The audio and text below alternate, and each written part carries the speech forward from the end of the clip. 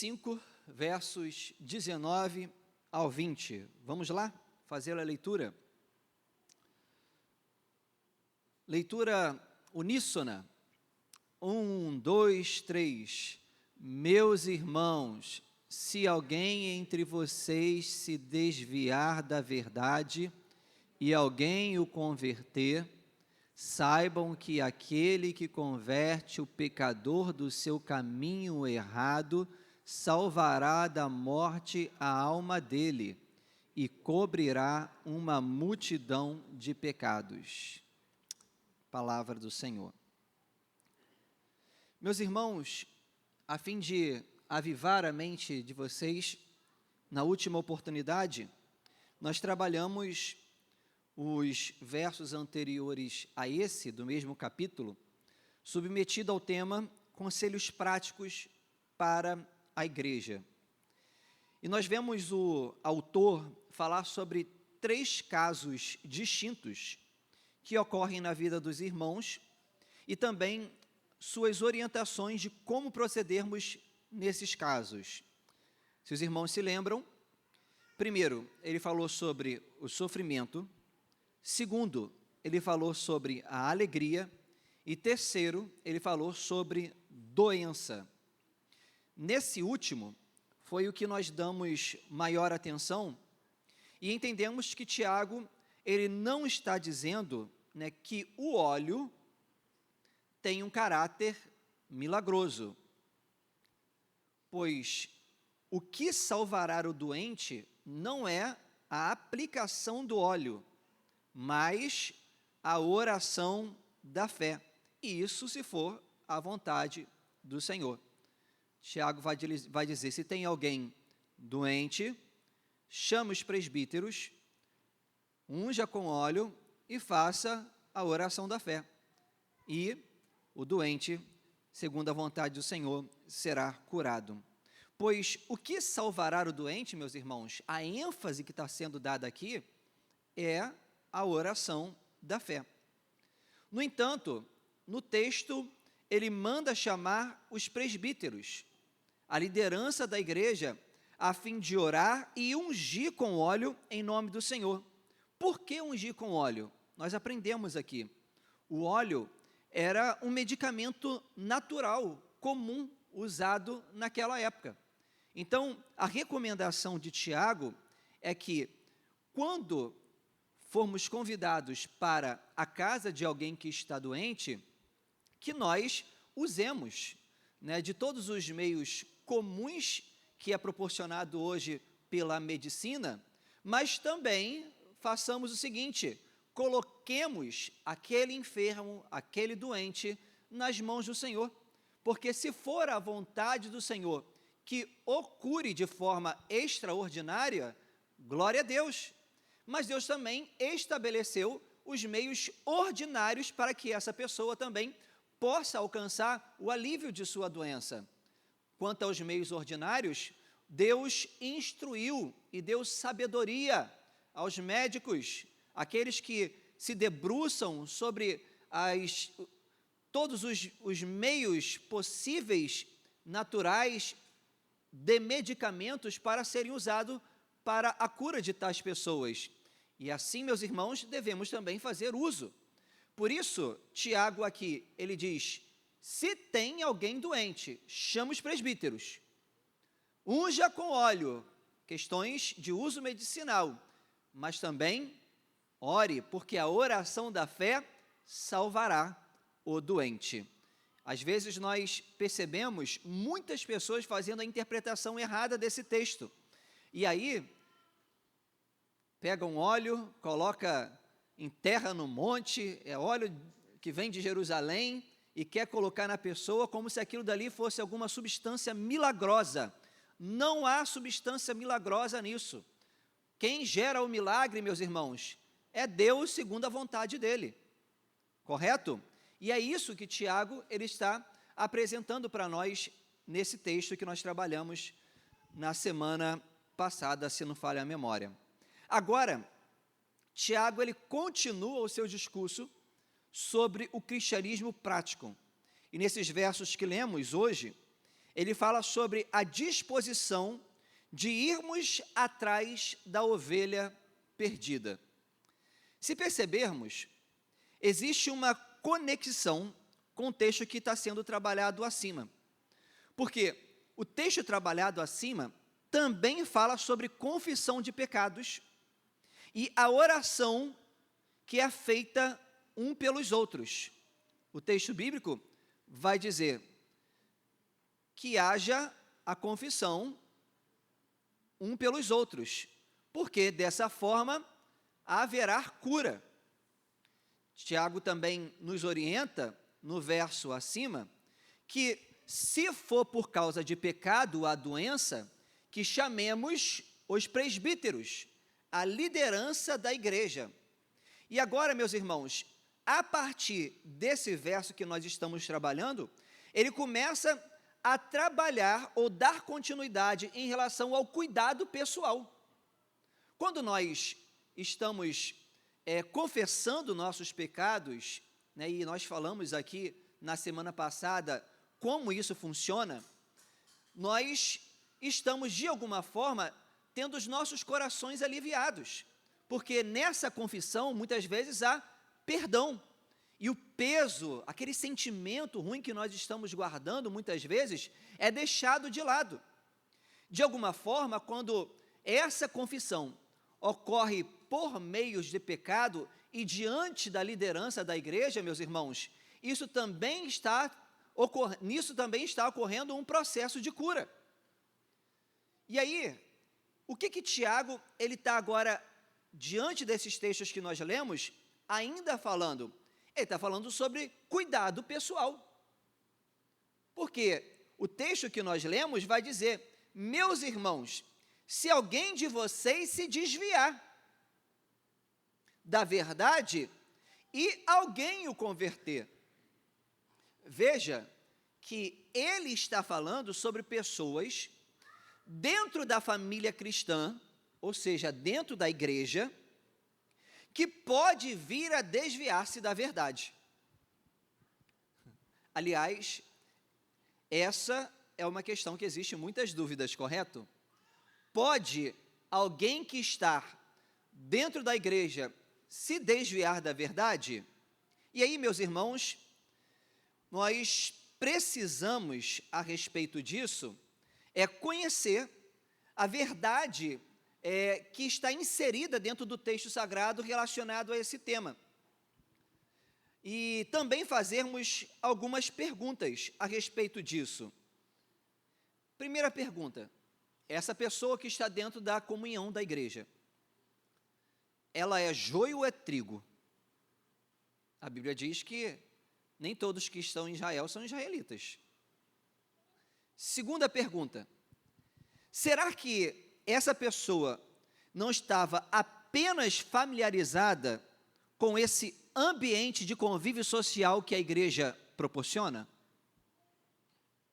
Terceira pergunta: suas intenções eram realmente para Cristo, ou sua presença entre os santos tinha outras intenções? E aí, diante dessas perguntas, precisamos traçar uma direção. Primeira direção é que, se a pessoa que de fato se desviou da verdade, ela é um eleito do Senhor, ou seja, existe de fato uma operação milagrosa no coração do pecador, o redimindo, separando para ser servo de Deus, por mais que ela tenha vivido ou experimentado a graça de Cristo, ela pode sim, em alguns momentos, se afastar da comunhão. Aliás, é isso que a nossa confissão de fé, no capítulo 17, seção 3, vai dizer: eles, porém, pelas tentações de Satanás e do mundo, pela força da corrupção neles restante e pela negligência dos meios de preservação, podem cair em graves pecados e por algum tempo continuar neles. Incorre assim no desagrado de Deus, entristecem o seu Santo Espírito e, de algum modo, vêm a ser privados das suas graças e confortos. Têm os seus corações endurecidos e as suas consciências feridas, prejudicam e escandalizam os outros e atraem sobre si juízos temporais. O que a confissão de fé, meus irmãos, está falando aqui? Que mesmo uma pessoa eleita, ela pode, por conta da corrupção do pecado que existe no coração de qualquer uma pessoa, por conta das influências satânicas, por conta das influências desse mundo, que militam contra os servos de Deus, por conta da negligência dos meios de graça, que é a palavra do Senhor, a oração, a comunhão dos santos, podem incorrer por conta disso em graves pecados. Pecados tais que venham endurecer o coração dessa pessoa de tal forma que ela fique privada do conforto do Espírito Santo, das graças do Senhor, e dessa forma, meus irmãos, sejam prejudicadas na sua consciência e também enfrentem problemas no que diz respeito a juízos temporais, consequência daquilo que ela está vivendo quanto ao erro e ao pecado que ela está envolvida. Isso, de alguma forma, pode levá-la a se afastar da comunhão, mesmo essa pessoa sendo um eleito do Senhor. Lembrem, por exemplo, do caso de Davi. Davi, ele pecou contra o Senhor, adulterando com Betseba, colocando Urias na frente da batalha, homem que veio a morrer por conta disso, e ele sendo rei. Mas quando nós lemos o Salmo 51, o que ele diz? Restitui-me a alegria da tua salvação. Meus irmãos, isso indica que mesmo ele sendo eleito, ele não perdeu a salvação. Ele perdeu a alegria de estar no convívio dos santos, a alegria de pertencer ao Senhor, o gozo da comunhão, mas ele continuou sendo um eleito do Senhor. Olha o que o apóstolo Paulo aos Gálatas, ele vai dizer, capítulo 2, do verso 11. O apóstolo Paulo, ele repreende o apóstolo Pedro por se desviar da verdade do evangelho, por medo dos judeus. E quem era Pedro? Pedro era um eleito, mas estava agindo de maneira hipócrita e errada. Por conta do convívio entre os judeus, ele estava de fato se entregando à hipocrisia e se desviando da verdade do evangelho. E é interessante a gente pensar sobre isso, meus irmãos, porque um eleito, por algum momento, ele pode se afastar da comunhão. Lembre da parábola do filho pródigo? Ele era filho, estava na casa do pai, mas em algum momento o coração dele foi tomado por coisas que não são agradáveis e ele se afastou. Mas em determinado momento, quando ele estava sofrendo juízos temporais, ele disse: na casa do meu pai não é assim. E então ele retorna para a casa do pai e o pai dá a ele as condições de filho. O ponto crucial aqui nessa questão está também no capítulo 17 da Confissão de Fé, porque afirma categoricamente: o que Deus aceitou em seu bem-amado não pode cair do estado de graça total, nem finalmente, mas hão de perseverar nele até o fim e serão eternamente salvos. Perceba que quem é eleito do Senhor, meus irmãos, eles não caem do estado de graça totalmente, nem finalmente. Em algum momento ele se afasta A comunhão, a graça também se afasta, mas não plenamente, mas não totalmente sobre a vida desse homem e dessa pessoa. É aquilo que nós aprendemos através do próprio Jesus. Em João capítulo 10, no verso 28, ele diz o seguinte, vamos ler todos juntos? Verso 28 e 29 diz o seguinte, 1, 2, 3, eu lhes dou a vida eterna, jamais perecerão, e ninguém as arrebatará da minha mão. Aquilo que meu Pai me deu é maior do que tudo, e da mão do meu Pai ninguém pode arrebatar. Meus irmãos, nós estamos na mão de Deus. Por mais que o nosso coração, petrificado pelo pecado, em algum momento fique distante e afastado, nós estamos na mão de Deus. Aquele que é eleito, aquele que é salvo pelo Senhor, ele retorna à casa do Pai, porque o Espírito Santo é que opera, convencendo ele do pecado, da justiça e do juízo. E eu vou recitar novamente aqui o caso que aconteceu com Judas Iscariote e com Pedro. Quando os dois estavam na ceia com Jesus, o que Jesus disse para Pedro? Pedro, o diabo tentou cirandar contra a sua vida, mas eu roguei ao Pai para que você não se perdesse. E quando Judas, também estando ali na ceia, ele já havia entregue o seu coração ao diabo e saiu da ceia para entregar Jesus e vendê-lo por 30 moedas de prata. Jesus olhou para ele e disse, faz o que lhe apraz. Porque aqueles que de fato são eleitos do Senhor, meus irmãos, Deus em Jesus Cristo persevera pelos seus eleitos, e de nenhum modo ele cai totalmente ou plenamente da graça. Mas aqueles que não são, eles podem, de fato, viver essa dinâmica de estar na ceia, de estar na comunhão, de estar dentro da igreja, mas cair plenamente, assim como aconteceu com Judas Iscariotes.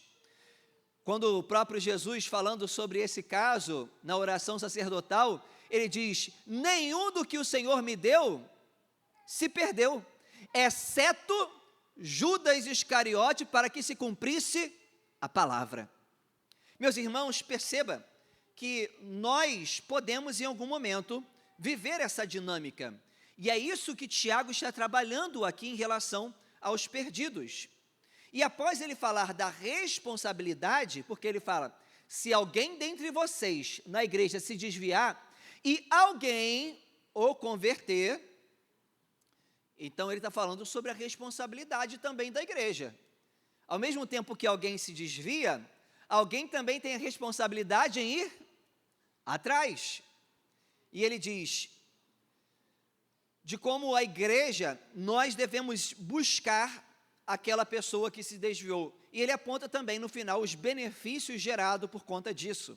Ele diz no verso 20, saibam que aquele que converte o pecador do seu caminho errado, salvará da morte a alma dele e cobrirá uma multidão de pecados. Meus irmãos, como instrumentos de Deus, nós pregamos a palavra.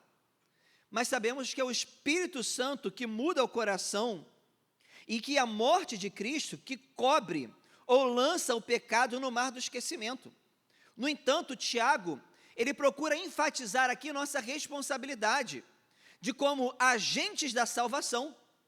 Deus estabeleceu a igreja como esse meio, como esse canal de irmos pregar o evangelho. Ele não deu aos anjos essa responsabilidade, ele deu a nós essa responsabilidade. Então nós somos esse agente. Essa é a nossa tarefa como igreja. E aí, precisamos entender, meus irmãos, e praticar a missão que nos foi dada. E eu quero, nessa manhã, pensar com vocês sobre 3 pontos relacionados ao tema, o agente da salvação. Primeira coisa, o agente da salvação, ele precisa ter o cuidado para não se desviar. Porque Tiago diz que pode, no meio da igreja, alguém se distanciar da verdade.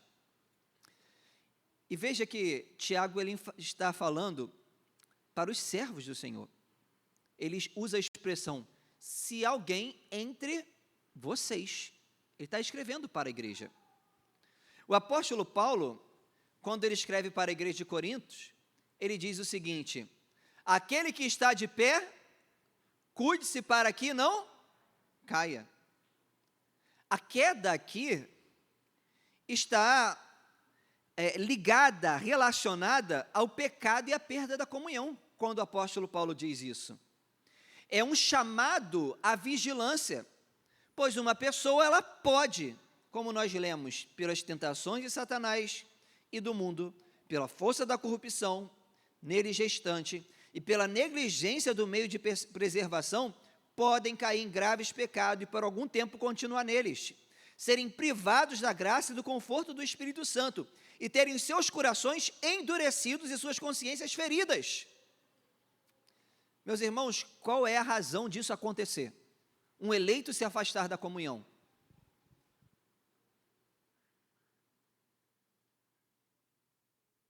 Negligenciar os meios de graça. A pessoa que não se debruça na palavra, a pessoa que não vive uma vida de oração, a pessoa que não tem prazer na comunhão, no relacionamento com Cristo, meus irmãos, está negligenciando os meios de graça e dando vazão para os pecados que estão no coração, as tentações de Satanás. E pode, em algum momento, por conta disso, ter o seu coração de tal forma petrificado que tenha mais alegria em coisas que acontecem do lado de fora do que propriamente dito na pessoa de Cristo. Aconteceu algum problema, mas agora o coração está tão marcado pelo pecado que é difícil perdoar. Não consegue olhar para o que Cristo Jesus fez na cruz do Calvário, entregando a sua própria vida, nos perdoando. E aí eu negligencio tudo isso e coloco uma borracha apagando aquilo que Cristo fez e não consigo aplicar na minha vida. E aí eu não quero estar mais do lado do irmão, eu não quero estar mais no seio da igreja. Mas por quê, meus irmãos? Porque está negligenciando os meios de graça. Está dando vazão às consciências do seu coração. Está dando vazão àquilo que o mundo oferece do que a graça abundante em Cristo Jesus. E, consequentemente, vão sofrer juízos temporais por conta disso.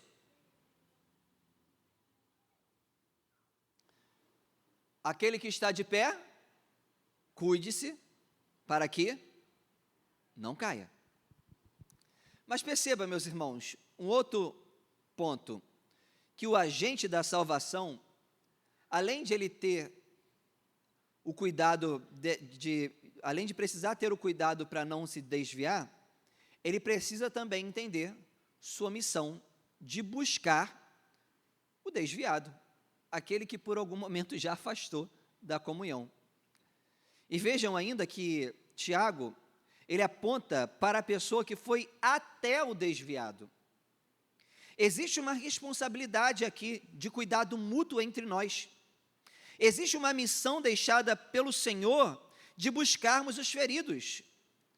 Hebreus, capítulo 3, ele diz o seguinte, a partir do verso 12. Hebreus, capítulo 3, ele diz: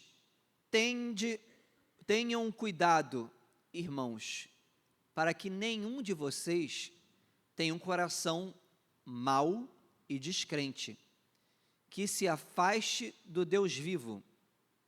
Pelo contrário, animem uns aos outros todos os dias, durante o tempo que se chama hoje, a fim de que nenhum de vocês seja endurecido pelo engano do pecado.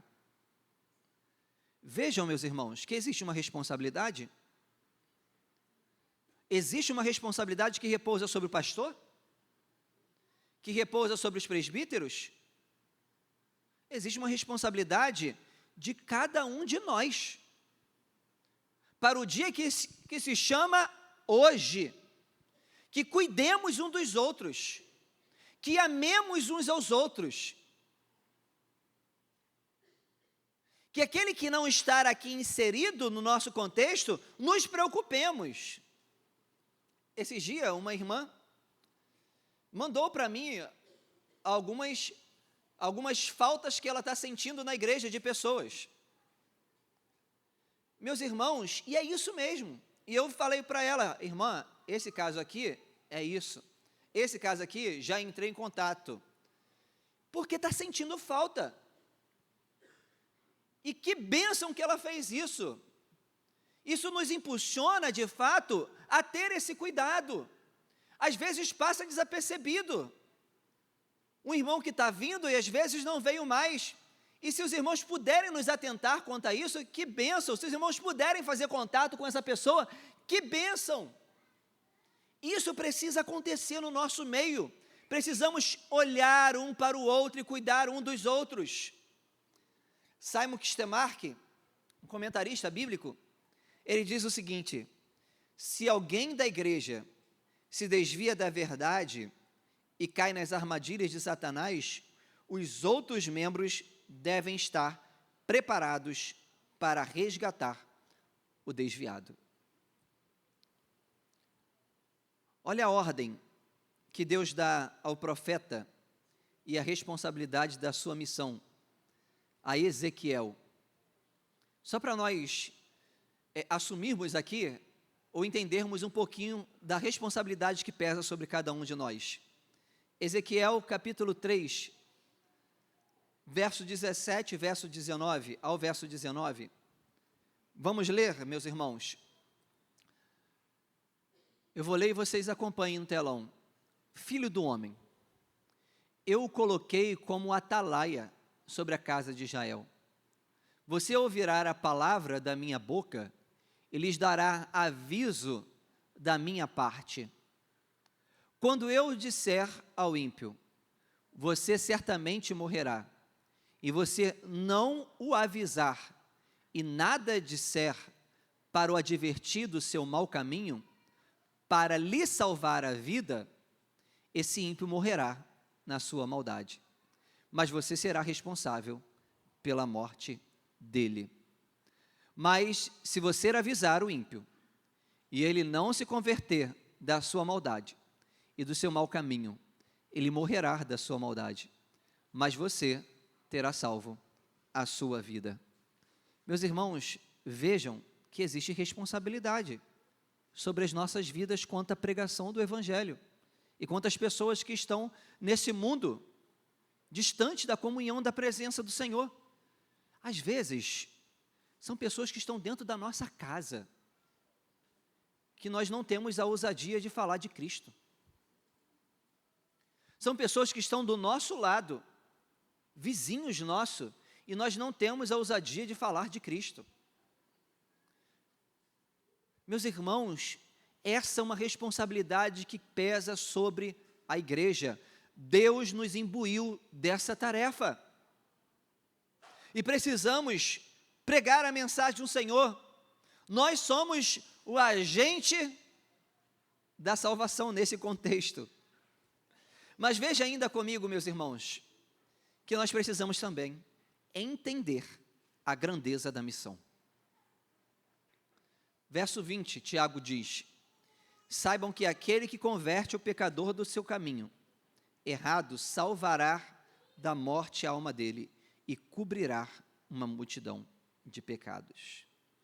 Tiago não está dizendo que o homem, meus irmãos, tem o poder divino de dar vida eterna, não é isso. Mas que ele é um instrumento para interromper o caminho que leva à destruição. Na teologia reformada, Deus usa as mãos e a voz dos irmãos para resgatar os seus eleitos. A grandeza aqui, citada por Tiago, está no fato de que Deus nos permite participar do seu trabalho mais glorioso, a redenção. Já conseguiram perceber a grandeza da missão?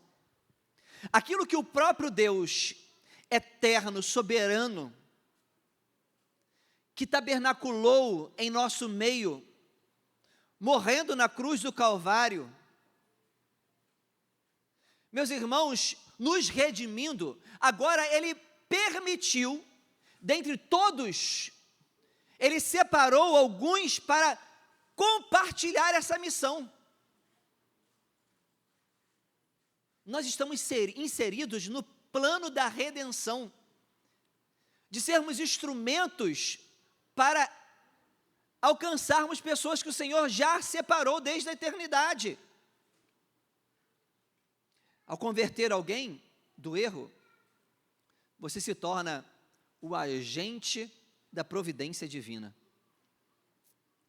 Meus irmãos, é exatamente o que Jesus pede para a sua igreja. E o que Ele pede não é nada diferente do que Ele mesmo fez por nós. Porque estávamos na condição de perdido e desgarrados. Mas Jesus, recebendo a missão do Pai, veio até nós. Para nos salvar da morte, Ele teve que morrer. E através da sua morte, Ele cobriu multidão de pecados, nos justificando na cruz do Calvário. Nós continuamos a pecar, mas através daquilo que Ele fez na cruz do Calvário, não somos mais escravos do pecado. E outra coisa, não há nenhuma condenação para aqueles que estão em Cristo Jesus. Os pecados de ontem, de hoje, que você vai cometer futuramente, isso já não pesa mais sobre a sua vida no sentido de salvação, porque Cristo já te justificou. Meus irmãos, quando Deus olha para um eleito que se desviou e foi restaurado, Ele não vê mais a sujeira do caminho errado, mas sim a perfeição de Cristo que o cobre. E aí está a ideia de Tiago está falando, a multidão de pecado é coberta. É um manto de justiça que protege e que envolve todo aquele que estava debaixo de condenação. Encerro minhas palavras nessa manhã, dizendo, precisamos, primeiro, vigiar a respeito dos meios de graça, para que usemos de forma diligente. Segundo, precisamos cuidar um dos outros. Terceiro,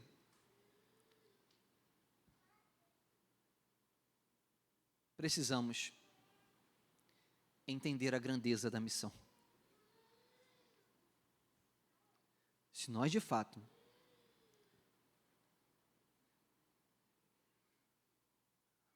entregarmos o nosso coração na grandeza dessa missão, meus irmãos,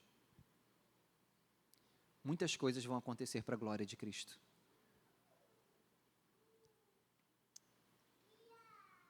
Esse trabalho que a gente está fazendo nos cultos, nos lares, é apenas um meio para nos envolvermos na grandeza da missão. Cuidarmos um dos outros, pregarmos a palavra para outras pessoas que não conhecem a Jesus, e vivermos para a glória de Cristo. Que Deus nos abençoe. Feche seus olhos. Faça a sua oração nesse momento.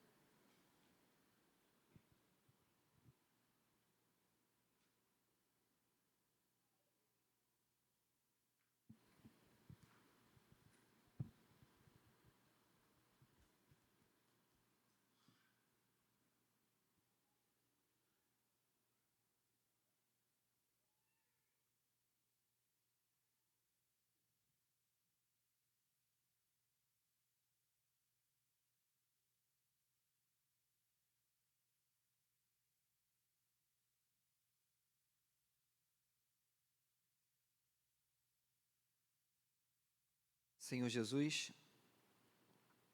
te agradecemos, ó Pai, pela oportunidade de sermos confrontados pela Tua palavra. Te agradecemos, ó Pai, porque o Senhor nos vocacionou, ó Pai. Nos chamou, ó Pai, para pregarmos a Tua palavra, a tempo e a fora de tempo. Nos ajuda, Senhor, porque queremos ser instrumentos afinados pelo Senhor, ó Pai, para cumprirmos a sua missão. Ó Deus, nos ajuda também, ó Deus, a vivermos melhor, ó Pai, no que diz respeito ao relacionamento contigo, na comunhão dos santos, ó Deus, na vida, ó Deus, na Tua palavra. E que possamos, Senhor, ó Deus, estar de pé e glorificar o Teu nome em tudo aquilo que nós fazemos. Essa é a oração, ó Deus, que fazemos pedindo as Suas bênçãos sobre a vida da Tua igreja, em nome de Jesus. Amém.